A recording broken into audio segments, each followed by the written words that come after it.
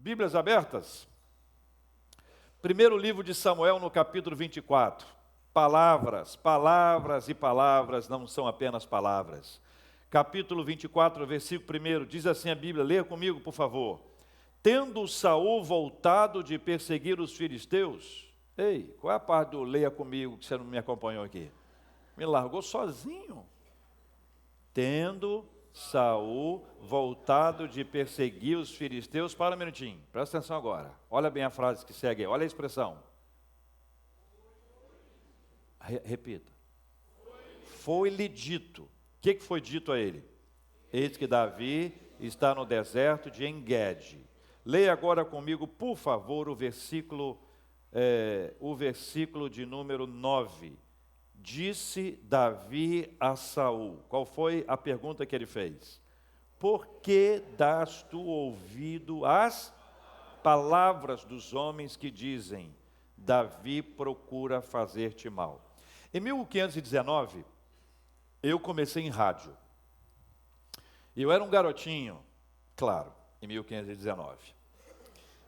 E eu tinha um colega de rádio que ele chegou para mim um dia e me disse assim, olha, está todo mundo dizendo que você está falando cantando.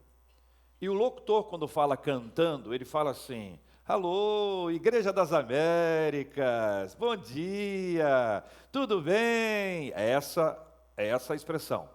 E ele me disse isso, eu fiquei impressionado. E eu fiquei imaginando as pessoas, na rua, todo mundo.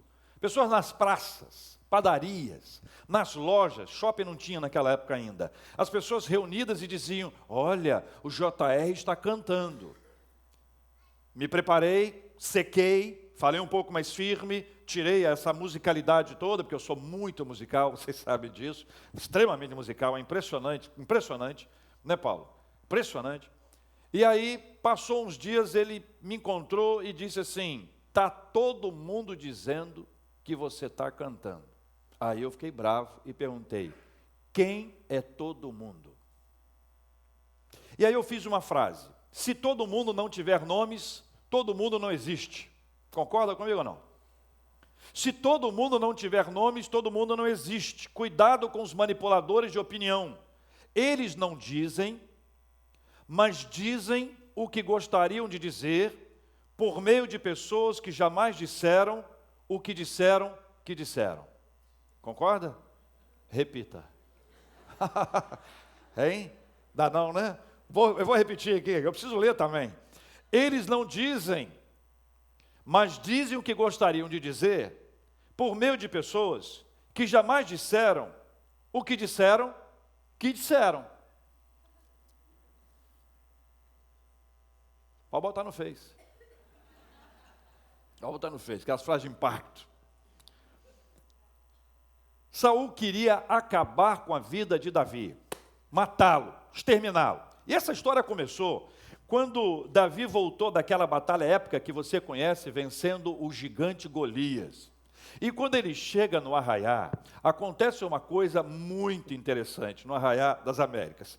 Acontece uma coisa muito interessante. As mulheres cantavam, e você conhece essa história, lá no primeiro livro de Samuel, capítulo 18, versículos 6 a 9, as mulheres cantavam assim, 10 milhares, aliás, as mulheres cantavam assim, Davi,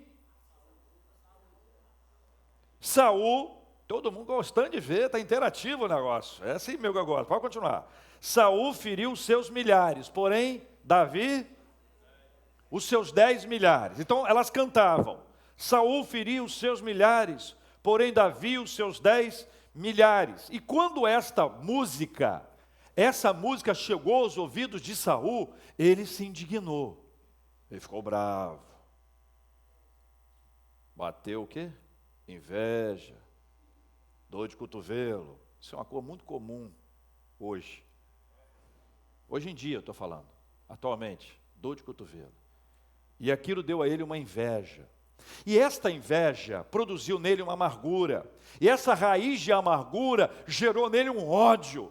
E esse ódio fez com que ele ficasse atento a todos os detalhes e quisesse a qualquer instante acabar com a vida de Davi. Nasce aí, mas se multiplica a partir das palavras.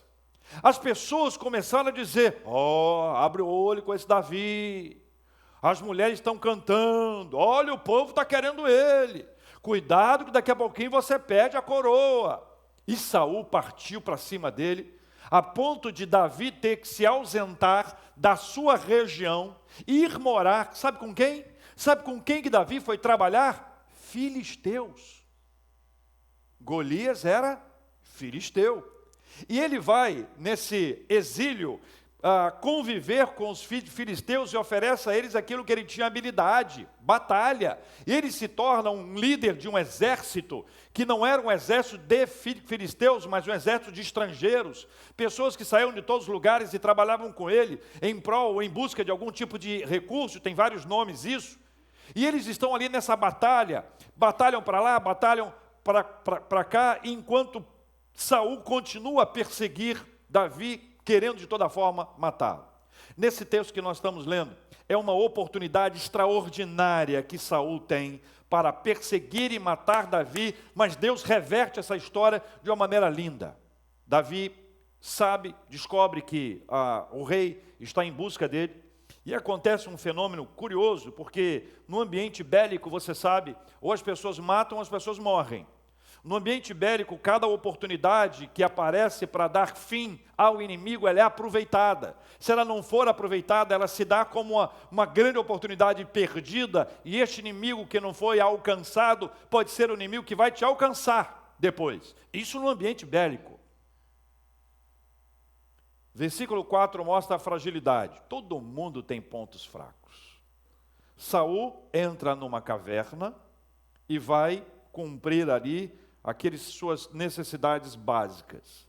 Enquanto ele ali está, Davi, sorrateiramente, junto com outros soldados, entra na caverna e ele sente uma oportunidade de acabar com aquela história. Ele pode pegar a sua espada e matar Saul e matar aquele que o perseguia. Era hora de dar o troco. Era hora de mostrar para ele quem era o melhor, de que ele era ali uma vítima, estava sendo perseguido por aquele rei, que na verdade não tinha feito nada. Isso era um absurdo que estava acontecendo. E algumas palavras são interessantes. Veja, meus irmãos, porque no versículo 4 diz assim: então os homens de Davi lhe disseram. Qual foi a palavra, as palavras deles? Hoje é o dia do qual o Senhor te disse: eis que te entrego nas mãos o teu inimigo, far-lhe-ás o bem que te parecer. Veja que a frase ou as palavras, elas têm toda a conotação espiritual. Essas palavras têm esse teor espiritual, teor de espiritualidade.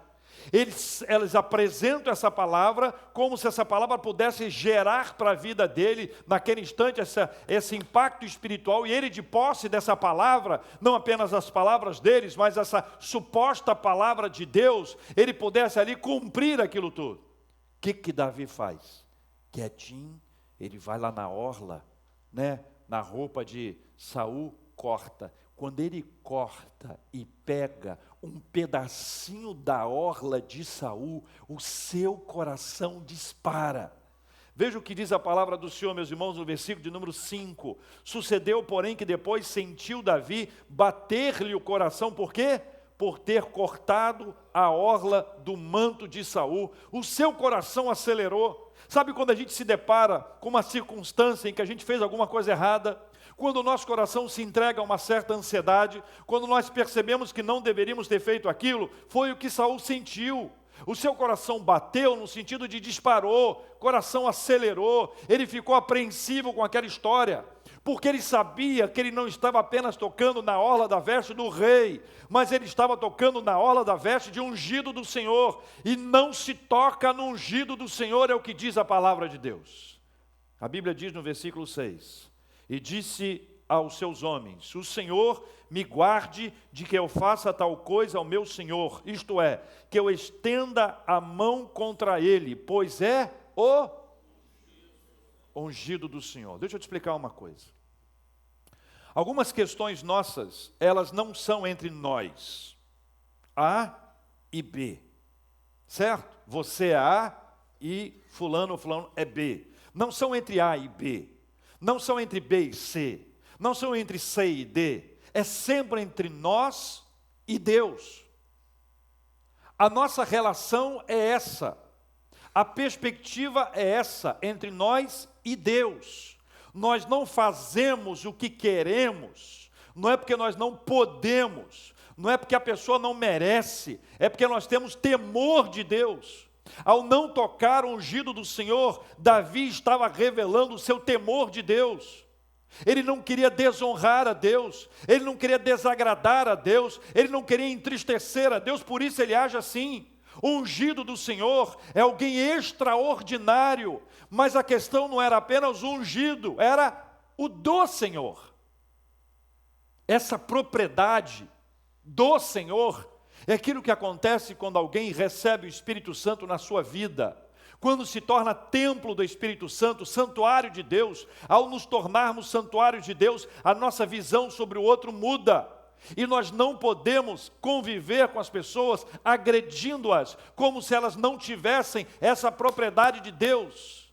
Nós não podemos agir de uma forma insensata e sem temor de Deus. Davi, com essas palavras, diz a Bíblia, no versículo que segue, que ele conteve os seus soldados, ele conteve os seus homens. Com essas palavras, versículo 7, Davi conteve os seus homens e não lhes permitiu que se levantassem contra Saul. Retirando-se Saul da caverna, prosseguiu o seu caminho. Qual era o caminho de Saul? Qual era o propósito dele? Perseguir e matar Davi. O que Davi faz? Olha o que diz o versículo 8. Leia comigo o versículo 8. Depois também Davi se levantou e, saindo da caverna, gritou a Saul, dizendo, qual foi a frase dele? Meu Senhor. Continue. Olhando Saul para trás, o que fez Davi? Inclinou-se Davi e fez-lhe reverência com o rosto em terra. Disse Davi a Saul, qual foi a frase dele?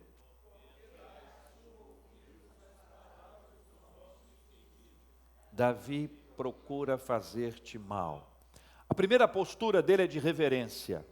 Ele traz as suas palavras, apresenta as suas palavras, ele reverencia o rei, ele se prostra para dizer, você é o meu rei, você é o meu rei.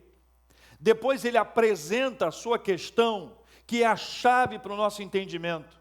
Havia um disse-me-disse, umas palavras ditas por um e por outros, e essas palavras embriagaram a mente e o coração de Saul. Ele ficou embriagado, tão embriagado, que ele começa a ficar cego, sem entendimento algum. Ele perde as estribeiras, ele perde o equilíbrio, ele perde a sabedoria, ele começa a agir impulsionado por essas palavras, porque essas palavras têm força. E essas palavras encontraram no coração dele um terreno fértil. E quando o terreno fértil é encontrado, essas palavras vão crescendo, vão crescendo, vão crescendo de uma forma que elas se tornam frutíferas. Mas são frutos para a morte, são frutos para a destruição, são frutos que desagradam ao Senhor. Davi traz essa reflexão para ele, para dizer, olha, por quê? Por que que você deu ouvidos às palavras dos homens que te dizem isso, isso, isso, isso e isso? Saul acreditou naquilo que foi dito. A Bíblia diz na sequência, meus irmãos, que houve reconciliação. Diz a Bíblia que Saul, que era um homem bélico, né? Ele compreendeu que Davi podia tê-lo matado. E por causa disso ele se comoveu. E por causa disso eles fizeram, de uma certa forma, as pazes. Houve um impacto muito grande naquela experiência. E aí você vê como as oportunidades de reconciliação, de pacificação, surgem na nossa vida. E aí nós temos duas opções: aproveitar ou rejeitar. Olha o que diz a palavra do nosso Deus, meus queridos irmãos, o versículo 22. Leia comigo o 22. Leia o 21. Aliás, leia o 20 também. Daqui a pouquinho eu chego ao versículo 1, tá bom? 20.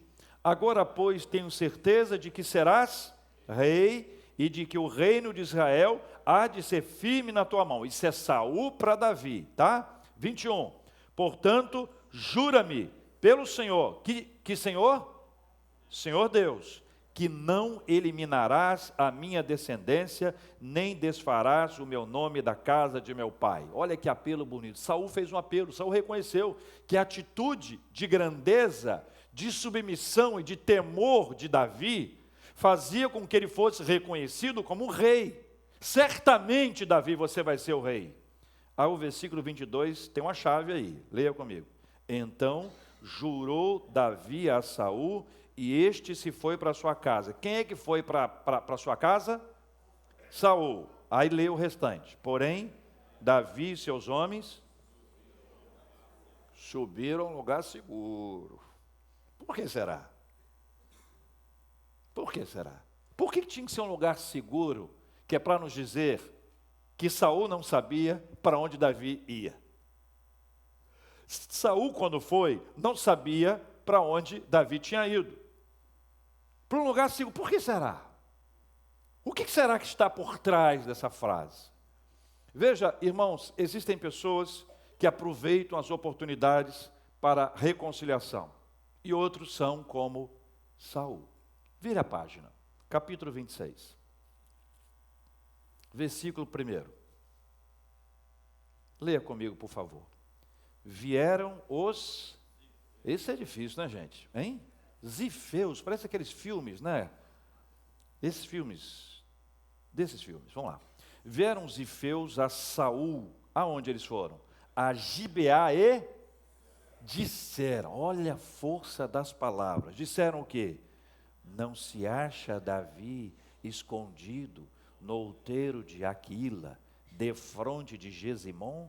Não se acha lá, eles não se acham lá. Davi, vai lá. Acho que era assim, ó. Vai lá. Então, verso 2, Saul se levantou e desceu ao deserto de Zif, e com ele 3.000 homens escolhidos de Israel a buscar a Davi. Volta lá no 24, versículo 2. Fica com a página aberta assim, ó. 24, 2, leia lá. Tomou então Saul 3.000 homens escolhidos dentre todo Israel. Não é a mesma coisa aqui no versículo 2? Mais uma vez, então se levantou e desceu ao deserto, e com ele 3.000 homens escolhidos de Israel a buscar Davi. Aquela experiência anterior, toda fala, jura-me que você não vai destruir a minha descendência. Aquelas palavras ditas, elas não foram mais fortes que as palavras dos zifeus. As palavras dos zifeus foram mais fortes, elas de alguma forma ofuscaram, elas geraram esse silêncio, elas silenciaram a fala que havia acontecido entre Saul e Davi. Ele continuou a dar ouvidos, e a Bíblia diz que este processo que se repete no versículo 2, no capítulo 24, 2, e no capítulo 26, versículo 2, é parte desse processo curioso. Mas chega a noite e bate o cansaço. Diz a palavra do Senhor no versículo 4, que os soldados, eles deitaram ao redor de Saul, e Saul dormiu no meio. E no meio, junto com ele, o comandante do seu exército. E ali estava a sua espada, a sua lança, a sua arma, e também uma bilha de água, que é um negocinho para tomar água. Hoje seria uma squeeze, certo? Lá estava Saul com a sua squeeze. E nesse processo que ali estava, você tem que entender que existe um detalhe muito importante para ser assimilado. E o detalhe é o seguinte: quando você tem a sua fé no Senhor dos Exércitos, o Senhor dos Exércitos é o seu comandante. Ele é quem guerreia por você. Ele é quem vai à sua frente. Ele é quem enfrenta as batalhas. E os livros proféticos repetem essa expressão para nos ensinar e para nos orientar que o Senhor é quem peleja por nós. Quando nós enfrentamos uma batalha na nossa vida, nós nunca estamos sozinhos. O Senhor está sempre conosco, se Ele for o comandante do nosso exército e se nós formos servos do Senhor dos Exércitos. Centro cirúrgico, frio, lugar frio. Alguns médicos, pela graça de Deus, anestesistas em especial, eles colocam o leito aquecido. Gente, isso é um milagre.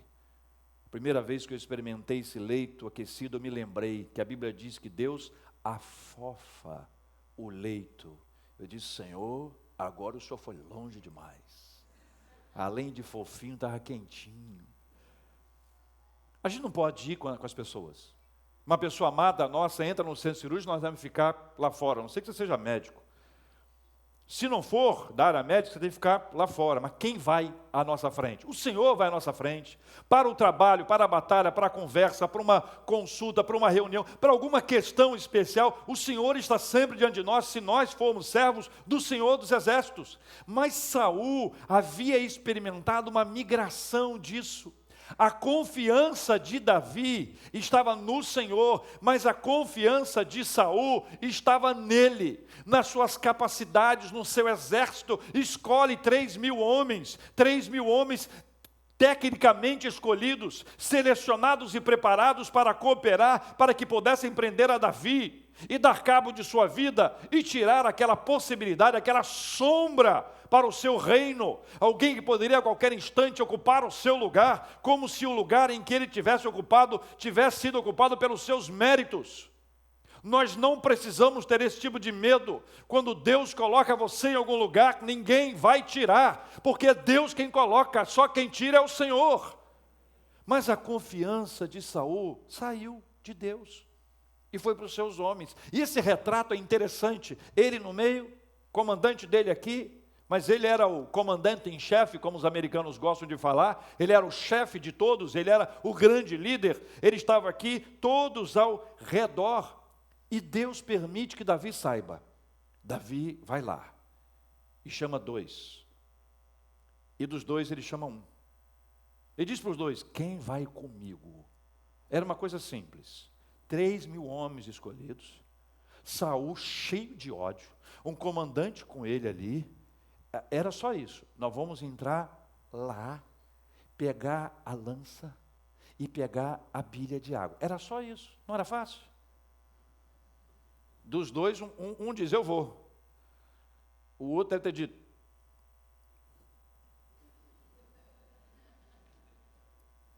eles vão, eles entram lá, quando eles chegam lá dentro, acontece um negócio muito interessante, o que tinha ido com ele chamado Abisai diz para ele, olha a chance, será que não foi este o momento? Olha que Deus está te dando a oportunidade, a lança aqui, você nem precisa mexer com isso, eu mesmo faço isso, quer ver isso comigo? Lê aqui comigo, ó. Versículo 8, então disse Abisai a Davi, 26:8, leia comigo, Deus te entregou hoje nas mãos o teu inimigo, aí ele diz o quê? Deixa-me, pois agora, encravá-lo com a lança ao chão de um só golpe, não será preciso segundo golpe. Olha que chance. Pergunta a você, é de Deus, irmão? Ah, Senhor, o Senhor abriu essa porta para mim, é a minha hora, é a virada da minha história. Agora eu vou poder mostrar para essa pessoa que eu sou melhor, que eu sou isso, que eu sou aquilo, que eu sou aquilo outro. O desejo de vingança é uma coisa terrível. A vingança, ela consome. A vingança é um veneno. Você conhece a frase? Morre quem o toma, não o alvo. A chance era essa. Bênção, providência, oportunidade, coincidência, tentação. O que você acha? As mãos de Davi, já tinha dito ele anteriormente, era preciso cuidar do ungido do Senhor. O temor do Senhor estava no coração de Davi, ele sabia que não podia, em hipótese alguma, se avançar ou se lançar nessa história, mas ao mesmo tempo, ele tinha uma preocupação natural a todos nós. Ele entra num dilema, ele mata e desobedece a Deus, ou ele não mata e pode ser morto. Mata e desobedece a Deus. Não mata e pode ser morto. Que dilema, hein? Fala para mim, não é verdade? Que situação complicada e difícil. Mas Deus deu a ele uma palavra muito importante, versículo 9. Davi, porém, respondeu a Abisai: não o mates, pois quem haverá que estenda a mão contra o ungido do Senhor e fique inocente? Versículo 10, acrescentou Davi: tão certo como vive o Senhor, o Senhor, o ferirá. E o seu dia chegará em que morra, em que descendo a batalha, seja morto. Ou seja, isso vai acontecer, porque ele tem buscado isso. Será uma consequência dos seus atos, mas não será um ato meu, não será um ato nosso. Deus conduzirá essa história e permitirá que isso aconteça. Veja o versículo 11. O Senhor me guarde de que eu estenda a mão contra o seu ungido. Aí veio a estratégia, leia comigo. Agora, porém, tem que falar baixinho, porque era um plano, tá? Muita gente lá. Não pode falar alto, leia comigo. Agora, porém, toma a lança que está à sua cabeceira e a bilha d'água, e ó, vamos! Tomou, pois, Davi a lança e a bilha da água da cabeceira de Saul, e foram-se. Ninguém o viu. Leia comigo. Leia comigo. Ninguém o viu. Leia de novo agora. Nem o soube, nem se despertou, pois todos dormiam. Agora preste bem atenção. Ninguém o viu, nem o soube, nem se despertou, pois todos dormiam. Até aí, tranquilo, né? O segredo é o que vem agora. Porquanto da parte do Senhor lhes havia caído profundo sono. Quem deu o sono? Um sono de morte. Sabe quando você, eu ia falar deita e dorme, mas como você dorme e deita? Sabe como você dorme e deita? Sabe quando você desmaia? E você diz assim: como é que eu vim parar na minha cama? Essa roupa, de onde apareceu? Você não lembra de nada. Você apagou, cansaço extremo, absurdo, absoluto, havia caído sobre aqueles soldados, mas quem deu esse sono foi o Senhor, sabe por quê? Porque quem peleja por nós é o Senhor. Conte com uma ação extraordinária de Deus na sua caminhada. Deus é capaz de produzir o sono nos soldados, os soldados prontos para a batalha, os soldados prontos para a guerra, 3.000 soldados escolhidos dentre os soldados de Israel, ali ao lado de Saul, com ódio, com vingança, querendo destruir de todas as formas o seu inimigo. Não era para ter sono, mas eles dormiram, porque o Senhor deu a eles um sono. Aí Davi e Abisai pegam a lança e a bilha d'água. Mas veja o que eles fazem depois. Olha o que diz o versículo 13. Tendo Davi passado o outro lado, não foi ali não, tá? Agora já foi lá do outro lado. Na primeira vez teve uma distância menor, na segunda vez foi lá do outro lado. Pôs-se no cimo do monte ao longe, de maneira que entre eles havia... É melhor prevenir, meus irmãos. Providência é uma coisa boa. Diz mais, 14. Bradou ao povo e a Abner, filho de Ner, dizendo: não respondes, Abner? Então Abner acudiu e disse: quem és tu? Quebradas ao rei. Então disse Davi a Abner: porventura, a pergunta não... Lê aí. Lê aí. Porventura? Hein? Não, pera aí. Pergunta pesada. Davi caprichou. Tinha força nessa palavra. Porventura não és homem? E quem há em Israel como tu? Por que, pois, não guardaste o rei teu senhor? Porque veio um do povo para destruir o rei teu senhor. Eles tinham 3.000. Para Davi, somente estava com um pouquinho menos. 2.999. Fora ele e Saul, que não contam. Então disse Davi a Abner: porventura não és homem, quem é Israel como tu?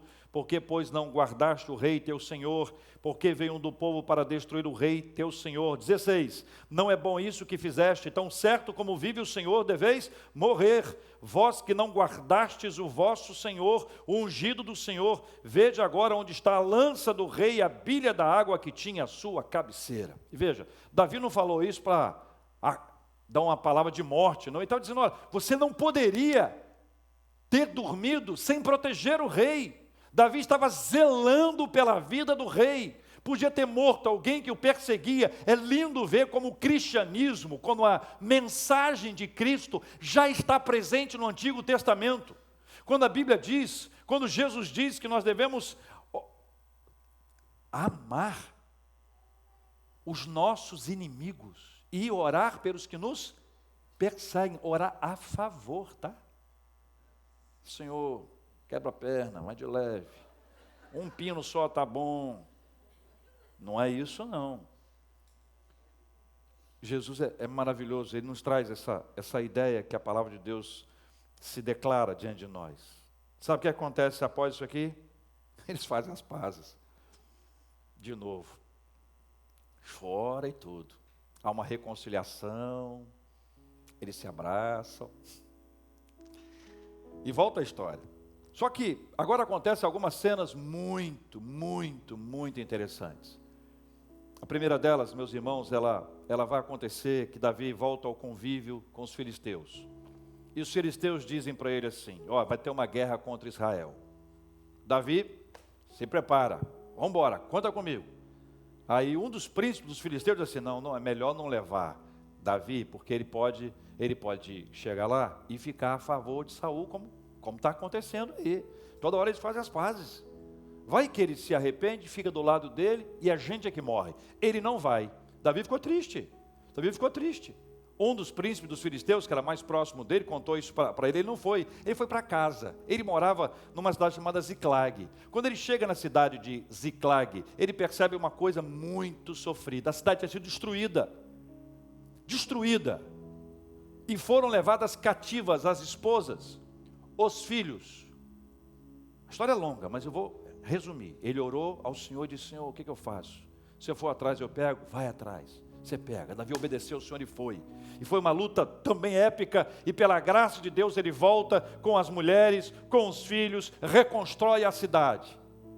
Mais adiante, enquanto está acontecendo a batalha contra os amalequitas que haviam invadido Ziclag, os filisteus entram em guerra com Israel. Está lembrado? Nesta guerra contra Israel, Davi toma conhecimento posteriormente que Saul foi morto. Não pelas suas mãos, não por sua causa. 2 livramentos. Se ele estivesse na batalha, impulsionado pelos filisteus, talvez ele tivesse que fazer isso. Deus deu a ele um livramento. E o segundo é que porque ele não foi lá na batalha, houve tempo para lutar, para reconquistar e trazer para casa as esposas e os filhos de todos os seus soldados. A força das palavras. Elas podem derribar e podem construir. As palavras são importantes na nossa vida. As palavras são fundamentais para cada um de nós. Cada um usa a sua linguagem. E eu quero desafiá-los a usar as suas palavras para a glória de Deus e edificação do próximo. Eu quero desafiá-los a não se embriagarem pelas palavras dos que querem o mal. Não se embriagarem pelas palavras dos que querem desconstruir a vida alheia. Dos que sabem encontrar um defeito nos imperfeitos, como se perfeitos fossem. Não use suas palavras para gerar mal. Salmo 45 diz o salmista, de boas palavras transborda o meu coração. Provérbios 15, versículo 1 diz que a resposta branda desvia o furor, mas a palavra dura suscita a ira. No Evangelho de Mateus, capítulo 5, Jesus fala que nós não devemos jurar, não jurarás. E diz que a sua palavra seja sim, sim, não, não. João, capítulo 1, o verbo, a palavra, o logos, é Jesus.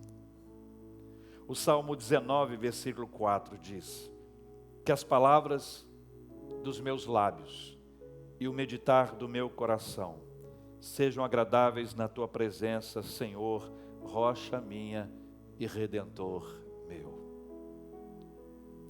Aqui é um exército. um exército do Senhor, dos exércitos. Amém? As nossas palavras, elas podem edificar e abençoar. Não as usaremos como foram usadas contra Davi e a favor de Saul. Já sabemos o fim, já sabemos o final dessa história. Mas mais do que isso, do nosso coração devem brotar essas lições importantes e especiais. Cuidado com desejo de vingança. Tire isso do seu coração em nome de Jesus. Se alguém te fez mal, perdoe. Por mais difícil que pareça, é o melhor a fazer. É o remédio santo. E se você em si não tiver condições para isso, diga para o Senhor: Deus, me ajuda, porque eu preciso perdoar. E não é apenas por causa da pessoa, mas é por causa de Deus. Lembra disso? Você e Deus. O próximo está aqui. Entre você e o próximo está o Senhor. Então é o Senhor quem te dá força para você amar o próximo. E nesse gráfico imaginário diante de nós precisamos lembrar o quanto Deus deu a Davi a possibilidade de um controle do alto, um controle do Senhor, para evitar que da sua mão a lança fosse lançada, encravada em Saul, para vê-lo morto. E ainda que ele pudesse se vangloriar diante dos seus soldados e o povo de Israel pudesse aclamá-lo como rei, ele seria um rei com as mãos sujas de sangue. E Deus não queria isso para ele, porque Deus o escolheu não pela aparência, não pelos seus méritos, mas Deus o escolheu porque Deus vê o coração, e Deus sabia que no coração dele estava inserido o nome do Senhor, e o Senhor estaria ali ao lado dele, e ele seria honrado pelo Senhor, assim como ele honraria o Senhor. É essa a história da nossa vida. Não se deixe enganar pelas palavras. Use as palavras para a glória de Deus. Encha o seu coração com as palavras do Senhor, e que estas palavras sejam usadas para a transformação da sua família, dos seus familiares. E olha que tem familiar que só Jesus na causa. Irmãos, nós não escolhemos. Nós precisamos entender que o Senhor é quem nos dá essa graça, e é o Evangelho de Jesus que nos ajuda. Nós vamos orar juntos. Eu quero pedir ao Senhor, que possui imensa graça e misericórdia, faça como fez com o profeta Isaías, que disse: eu sou um homem de lábios impuros, e habito no meio de um povo de impuros lábios, e os meus olhos viram o Senhor. E aí veio um anjo com uma tenaz fogo e purificou os lábios. Simbolicamente, eu quero pedir ao Senhor que purifique os nossos lábios. Amém, irmãos? Eu queria orar. Se você tem luta nessa área, quem é que não tem, né? Se você tem luta nessa área e quer colocar isso diante de Deus em oração, quando nós estivermos cantando, você pode vir aqui à frente, nós vamos orar juntos. É uma oração muito simples, não é oração de superior para inferior, nós somos todos absolutamente iguais. Existem conflitos, existem desejos de vingança, que nós precisamos reservar e botar diante de Deus. Deus cuidará. Está na batalha? Quem peleja por você? São os soldados que estão ao seu redor, as suas escolhas humanas que estão ali, você no meio, protegido pelos outros homens? Ou a sua vida está ali aos pés do Senhor, e aos pés do Senhor você vai experimentar esses cuidados de Deus? Ao nosso redor, o Senhor dos Exércitos. Quando estivermos cantando, vamos orar, e quem quiser essa oração pode vir aqui à frente, nós vamos orar juntos em nome de Jesus.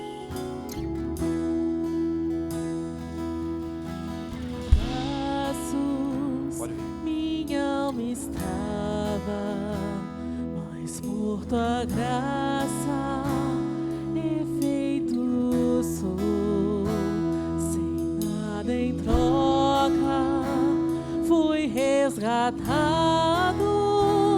me libertou, me libertou. Vamos orar. Sublime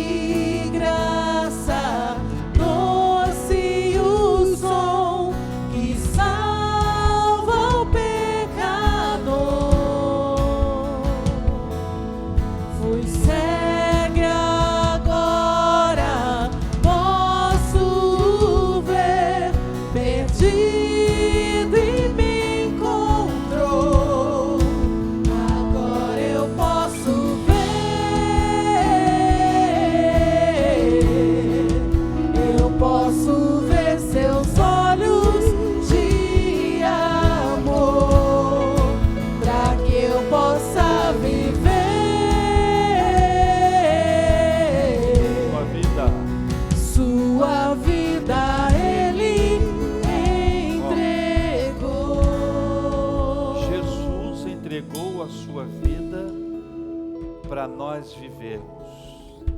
Agradeça a Jesus. Agradeça a Jesus. Agradeça pela obra que Ele já fez.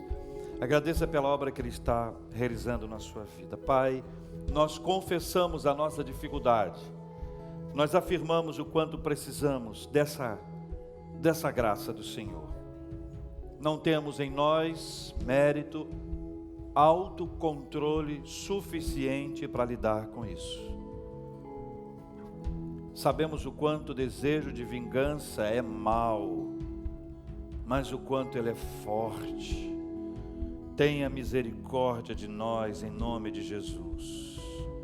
Nós não queremos trilhar por este caminho e dele abrimos mão em nome de Jesus, Pai. Nós oramos, ó Deus, de maneira especial, pedindo que o Senhor coloque em nossos lábios uma palavra boa, que não haja em nós palavras de destruição, que nós reconheçamos o valor do próximo, e se tivermos algo para dizer, que seja uma coisa boa, uma palavra boa. Não queremos ser usados como instrumentos para pilhar a vida de alguém, para botar pilha, para incendiar. Não queremos botar fogo num relacionamento, querendo vê-lo destruído, ou ainda que de forma supostamente inocente dissemos, não foi a minha intenção. Abra o nosso entendimento para saber que nós não estamos aqui para sermos manipulados por ninguém. Nós queremos ser usados pelo Senhor dos Exércitos. Deus querido, usa as nossas vidas, limpa os nossos lábios, limpa o nosso coração, que o meditar seja agradável ao Senhor Deus.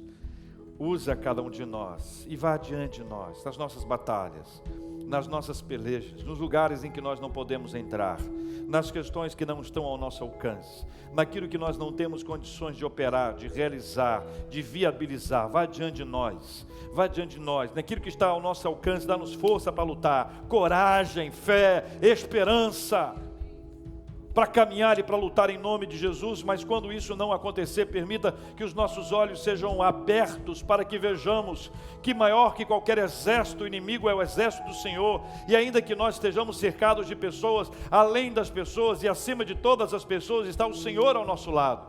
Pai, louvado seja o teu nome. Nós te agradecemos pela tua palavra, que ela permaneça sólida na nossa mente e no nosso coração, em nome do Senhor Jesus. Amém. Abraça seu irmão, vamos adorar o Senhor. Mesmo com falhas e com fraquezas,